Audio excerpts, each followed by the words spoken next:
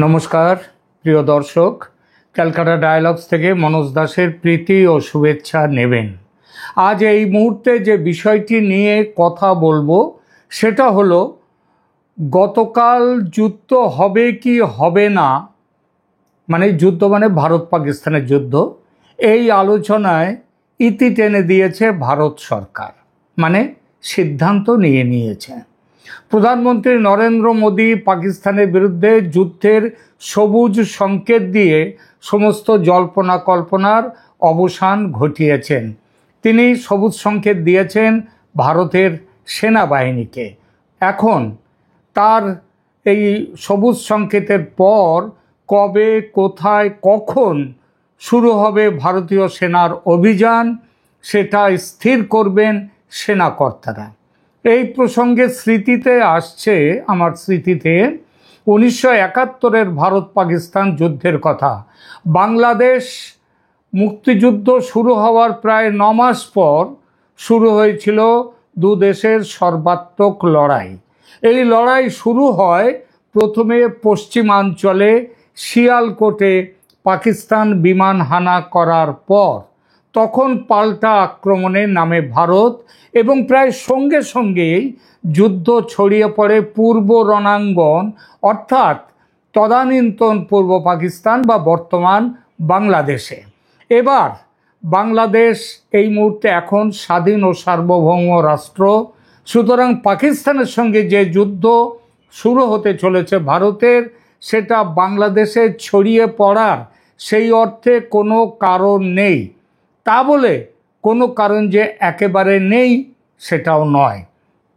পাকিস্তানের সঙ্গে ভারতের সম্পর্ক যে ভালো নয় এটা সবাই জানে, কিন্তু সেই 1999 সালে কার্গিলে পাকিস্তান মিস অ্যাডভেঞ্চার করতে আসার পর গত 25 বছর দু দেশের মধ্যে যুদ্ধ হয়নি। মাঝে মাঝে সীমান্ত সংঘর্ষ টুকটাক হয়, এটা হতেই থাকে, সব সীমান্তেই হয়। আর এই সুতরাং দু দেশের মধ্যে যুদ্ধ যাকে বলে সেটা হয়নি। আর কার্গিলের যুদ্ধ ছিল একেবারেই একটা স্থানীয় স্তরের যুদ্ধ, একটা বিশেষ অঞ্চলের মধ্যে সীমাবদ্ধ। একটা বিশেষ অঞ্চলকে পাকিস্তান দখলে রাখবে, অঞ্চলটা ভারতের, ভারত সেটা পুনর্দখল করতে চায়, সেই যুদ্ধ। এবার যে ঘটনাটি যুদ্ধের ট্রিগার হিসেবে কাজ করেছে সেটা সবাই জানেন। পাক মদতপুষ্ট জঙ্গিদের দ্বারা 26 জন ট্যুরিস্টকে নির্দয়ভাবে হত্যা করা। এই ট্যুরিস্টদের, এদের ছাড়াও একজন মারা গেছেন, তিনি মুসলিম। তার কথাটাও এখানে অন্তত আমি মনে করি তার কথাটাও আমাকে বলা উচিত। তিনি করেছিলেন কি, যখন এইভাবে হত্যাকাণ্ড চলছে, হিন্দুদের ধর্ম দেখে, তাদের ধর্ম জেনে তারপরে হত্যাকাণ্ড চলছে, গুলি করা হচ্ছে পুরুষদের, সেই সময় তিনি যে বন্দি একজনের কাছ থেকে তিনি তার রাইফেলটা ছিনিয়ে নেয়ার চেষ্টা করেছিলেন এবং এই চেষ্টার মধ্যে করার পরে তাকেও হত্যা করা হয়। ওকে সেই চেষ্টার মধ্যেই তাকে হত্যা করা হয়। সুতরাং তার কথাটাও এখানে বলি। যাই হোক, এই ট্যুরিস্টদের নির্দয়ভাবে হত্যা করা এবং এর ফলে এবার যে লড়াই করতে ভারত এগিয়ে এসছে, যে তার বদলা নেওয়ার যে কথা বলছে, সেটা কিন্তু স্থানীয় হবে না। 1999-এর কার্গিলের মতো এবার স্থানীয় লড়াই হবে না। এবারের যুদ্ধ ছড়িয়ে পড়বে একাধিক রণক্ষেত্রে। এবারের যুদ্ধ চরিত্রগতভাবে অনেকটাই হবে সেই 71-এর যুদ্ধের মতো। আগেই বলেছি, সেই যুদ্ধের অন্যতম ক্ষেত্র হয়ে দাঁড়িয়েছিল পূর্ব পাকিস্তান, আজকের বাংলাদেশ। গত আগস্ট থেকে বাংলাদেশের অভ্যন্তরে এমন সব রাজনৈতিক কাণ্ড কারখানা ঘটেছে, যেভাবে পাকিস্তানের সঙ্গে গাঁটছড়া বাঁধছে বাংলাদেশ, যেভাবে ভারতের বিরোধিতা করছে, তাতে পাকিস্তানের দিক থেকে মৌলবাদী সন্ত্রাসের যে ভয়ের জন্যই আজকে যুদ্ধটা হওয়ার জায়গায় এসছে, সেই একই ভয় তৈরি হচ্ছে বাংলাদেশের দিক থেকেও। ওই যে সন্ত্রাসী ভয়। পদচ্যুত প্রধানমন্ত্রী শেখ হাসিনা নিজেই কিছুদিন আগে এক বার্তায় বলেছেন যে তার দেশ এখন মৌলবাদ ও সন্ত্রাসবাদী দেশে রূপান্তরিত হয়েছে। সুতরাং এই সন্ত্রাসবাদের এই যে রোগ, এই রোগের দাওয়াই হিসেবে পাকিস্তানের সঙ্গে যুদ্ধে নামছে ভারত। সেই একই দাওয়াই বাংলাদেশকেও দিতে যুদ্ধে নামতে পারে ভারত, অর্থাৎ যুদ্ধ ছড়িয়ে পড়তে পারে বাংলাদেশও। বিশেষ করে এমন কথাও উঠছে যখন যে পাকিস্তান নিজেই বাংলাদেশে যুদ্ধের ফ্রন্ট খুলতে আগ্রহী, তাদের যে পরমাণু অস্ত্র সেটাও নাকি বাংলাদেশকে দিয়ে বাংলাদেশ থেকেই সেগুলো চালাবার ব্যবস্থাও করতে পারে। সেগুলো ক্ষেপণাস্ত্র সেটা করতে পারে, নাও যদি করতে পারে ক্ষেপণাস্ত্রের যে রেঞ্জ আছে সেই রেঞ্জে পাকিস্তান থেকে কলকাতাতেও কিন্তু করা যায়। কিন্তু যেটাই করুক, এখন জানা যাচ্ছে যে ইউনূস সরকার, মানে পাকিস্তান তো বাংলাদেশে যুদ্ধের একটা ফ্রন্ট খুলতে আগ্রহী। অসমর্থিত সংবাদ সূত্র থেকে জানা গেছে বাংলাদেশের ইউনূস সরকার এ ব্যাপারে পাকিস্তানকে তার দিক থেকে সবুজ সংকেত দিয়েছেন ইতিমধ্যে। যেটা জানা যাচ্ছে পাকিস্তান গত কয়েক মাস ধরে গোপনে প্রচুর অস্ত্রশস্ত্র পাঠিয়ে দিয়েছে বাংলাদেশে। ওই যে চাল ডাল আলু পেঁয়াজ না সব কি আনার নাম করে অস্ত্রই এসছে, এবং সেসব অস্ত্র চট্টগ্রামে সেগুলো দেখাও পর্যন্ত হয়নি, খোলা হয়নি, চেক করা হয়নি। সেই অস্ত্রের সামান্য কিছু আছে বাংলাদেশ সেনার হেফাজতে, কিন্তু বেশিরভাগটাই রয়েছে মৌলবাদী সন্ত্রাসীদের কাছে, বাংলাদেশের মৌলবাদী সন্ত্রাসীদের কাছে। যুদ্ধ বাঁধলে বাংলাদেশের সন্ত্রাসীরা এইসব নন স্টেট অ্যাক্টার্স, এদেরকে দিয়ে যুদ্ধ করায় অনেক লাভ। সেই লাভ বাংলাদেশে এই যে যেটা হলো পহেলগাঁও যেটা হলো, ওরাও হচ্ছে নন স্টেট অ্যাক্টার্স। এই নন স্টেট অ্যাক্টার্স বাংলাদেশে যারা আছে তারা ভারতের সন্ত্রাসবাদী কাজ শুরু করে দেবে এবার, এবং তার এপিসেন্টার হবে কিন্তু আমাদের পশ্চিমবঙ্গ।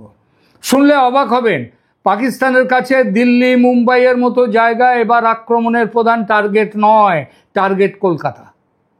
তার বড় কারণ কলকাতা সহ পুরো পশ্চিমবঙ্গ এখন বাংলাদেশি সন্ত্রাসী ও উগ্র ইসলামের চারণ ভূমিতে পরিণত হয়েছে।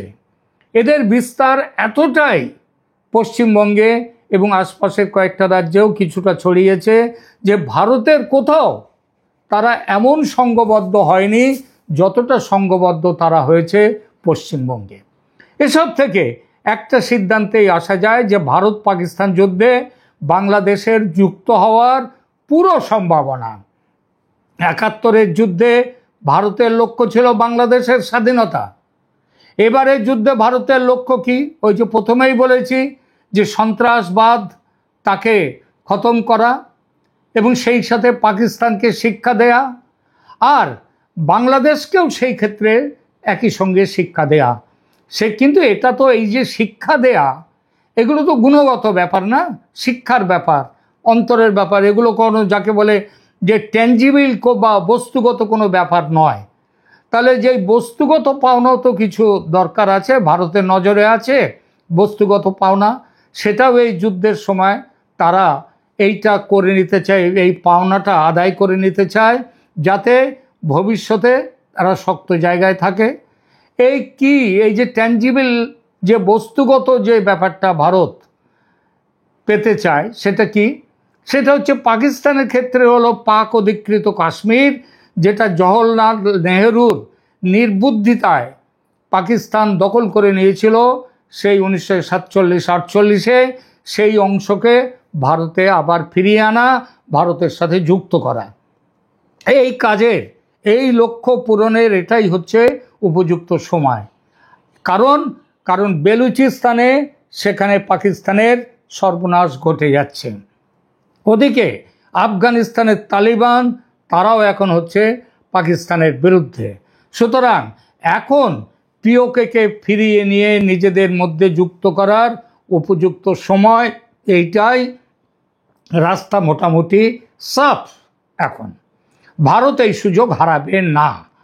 আসি পূর্ব রণাঙ্গনে, এবার পশ্চিম রণাঙ্গন ছেড়ে বাংলাদেশে মহামতি ইউনূস সাহেব গত কয়েক মাসে শিলিগুড়ি করিডর বা চিকেন স্নেকের আয়তন নিয়ে এত ঠাট্টা তামাশা করেছেন, এত ভয় দেখিয়েছেন ভারতকে যে এবারের এই সুযোগে আর যাতে ইউনূস ঠাট্টা তামাশা করার সুযোগ না পান এবং চিকেন স্নেক নিয়ে আর যাতে ভয় না দেখাতে পারে, তার জন্যে ভারত এবার চিকেন স্নেকের সাইজটা একটু বড় করে নেবে। এই জায়গাটা যাতে আর চিকেন স্নেক না থাকে, চিকেনস ব্রেস্ট হতে পারে। আর বড় করতে গেলে কি দরকার? এটা তো আর রবার নয় যে টানলেই বড় হবে। এটা হচ্ছে দেশের ব্যাপার, শক্তপোক্ত জায়গার ব্যাপার। বড় করতে গেলে চিকেন স্নেকের দুপাশে কি আছে? দুপাশে দুটো দেশ, একটা নেপাল আর একটা বাংলাদেশ। নেপালের সঙ্গে একটু একটু গোলমাল যে হয় না, কালী নদী নিয়ে হয়েছে, ভারতের তা নয়, কিন্তু সে অতি ক্ষুদ্র। এর সব সীমান্তে টুকটাক এসব হতে থাকে। সবচেয়ে বড় কথা, নেপালে এইসব জঙ্গি সন্ত্রাসবাদীরা নেই। নেপালে আল কায়দা, হেফাজতে, আইএস, তেহরিক, জামাত, আল বদর, আল শামস, অজস্র নাম, কটা নাম আর করবো, এইসব সংগঠন আর নেই। তারা এসব এক্সপোর্ট করতে পারবে না, কারণ এই মালটা তো তাদের নেই। তারা এক্সপোর্টটা করবে কি করে ভারতে? এই এক্সপোর্ট করার হচ্ছে একটাই জায়গা ভারতে, সেটা হচ্ছে বাংলাদেশ। সুতরাং চিকেন স্নেককে তার সাথে আরও জায়গা জুড়ে চিকেন ব্রেস্ট করতে গেলে যে জায়গাটা চাই সেটা নেওয়া হবে বাংলাদেশ থেকে। রংপুর তো যাবেই, এর সাথে আর কোনটা যায় সেটা হচ্ছে বাংলাদেশের, ভারতের বড় কর্তাদের ব্যাপার, সেটা নিয়ে কিছু বলবো না। সুতরাং এটা নেওয়া হবে, এই জায়গাটা বাংলাদেশ থেকে নেওয়া হবে। আরও একটা ব্যাপার আছে, ভারতের নর্থ ইস্টের রাজ্যগুলোর কাছে সমুদ্রে যাওয়ার কোনো সরাসরি রাস্তা নেই। সমুদ্রে যাওয়ার এদিকে ইউনূসের ওই যে কথা বললেন না, ইউনূসের বড় কথা হচ্ছে guardian of the ocean Bangladesh. শুনছি ভারত নাকি ইউনূস সাহেবের কাছে একটা আর্জি করবে, স্যার দয়া করে ছোট্ট একটা করিডর আমাদের দিন, ত্রিপুরার লাগোয়া আছে না, চট্টগ্রামের ওখান দিয়ে সমুদ্রে যাওয়ার পৌঁছবার বেশি রাস্তা নয়, সেটা ওই শিলিগুড়ি করিডরের চিকেন স্নেকের মতোই ছোট জায়গা, সেই জায়গাটা দিন আমাদের, যাতে আমরা আমাদের ওই যে সেভেন সিস্টার্সের তারা যাতে ওই জায়গাটা দিয়ে সমুদ্রে পৌঁছতে পারে, এইটা দিন। আপনি তো খুবই কি বলবো, আপনি অত্যন্ত ভালো মানুষ, আপনি সব যে যা চাই দিয়ে দিচ্ছেন। এই যেমন আমেরিকাকে দিয়েছেন ওই চট্টগ্রামের ওই দিকটা দিয়ে, ওই কক্সবাজার, বান্দরবান, ওইখানটা দিয়ে যে করিডর করবার জন্য, মানবিক করিডর, তা আমাদের একটু মানবিক করিডর দিয়ে দিন চট্টগ্রামের ওখান দিয়ে, ওই ত্রিপুরা সীমান্ত দিয়ে যেমন দিয়েছেন আমেরিকা। এটা আবার আপনার বাংলাদেশের চিকেন নেক, আপনার যাতে চিকেন নেক না থাকে সেই ব্যবস্থাটা আমরা করে দেবো।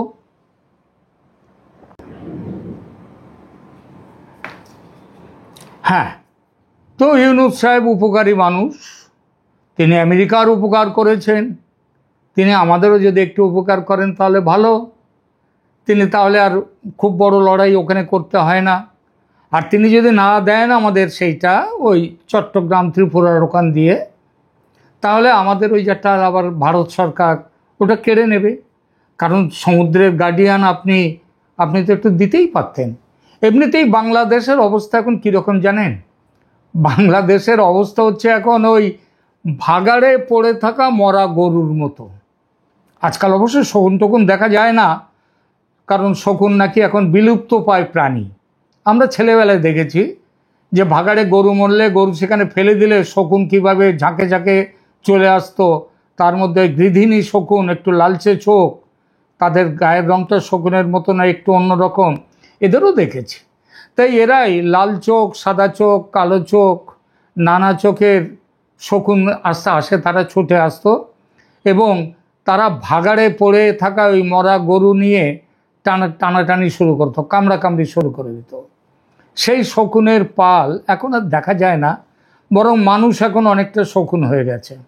এই দেখুন না, আমেরিকা, রাশিয়া, চীন, পাকিস্তান, এমনকি এখন শুনছি ইসরায়েলও ছুটে আসছে খাবলা মারার জন্যে। কোথায়? বাংলাদেশে। শুরুটা করে দিয়েছেন কিন্তু ইউনূস সাহেব।